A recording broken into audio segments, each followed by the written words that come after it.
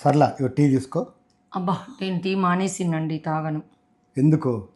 Tea తాగితే నల్లగా అవుతారట, అందుకని. కాదే, మరి రోజు నువ్వు రక్తం తాగుతున్నావు, ఎర్రగా కాలేదు కదా.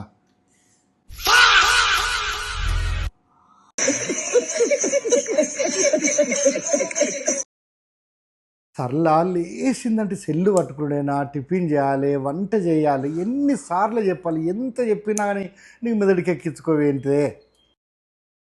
సర్లా లైట్ ఎందుకు తీస్తున్నావు?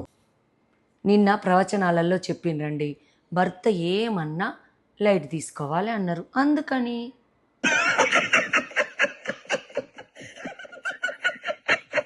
శుభ నివాస స్వామి జగమేలు చిద్విలాస. పుచ్చకాయలు తీసుకో. గింజలు తీసియవా? ఓకే. జగమేలు ఇదిగోండి. చిద్విలాస.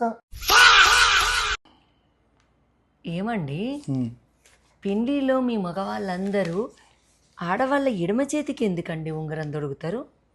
పెళ్లి చేసుకోవడం రైట్ కాదు అని ఎడమ చేతికి ఉంగరం దొరికిపిస్తారు.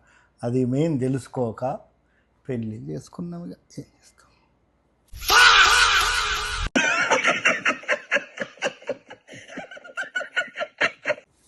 ఓకేనే, తప్పకుండా.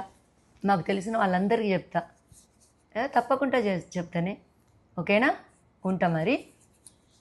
ఏమండి, మా ఫ్రెండ్ వాళ్ళ అమ్మాయికి సంబంధాలు చూస్తానరట. ఏదైనా మంచి సంబంధం ఉంటే చెప్పండి అని చెప్పి ఫోన్ చేసింది. ఎట్లాంటి అబ్బాయి కావాలి?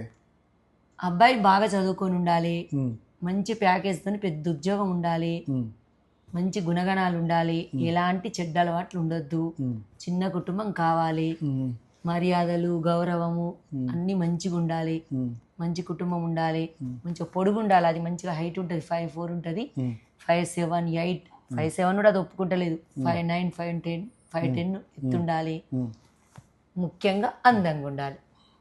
ఒకే చెట్టుకు మామిడికాయలు, బీరకాయలు, టమాటా, సోరకాయ, వంకాయ ఎక్కడైనా కాస్తాయా అని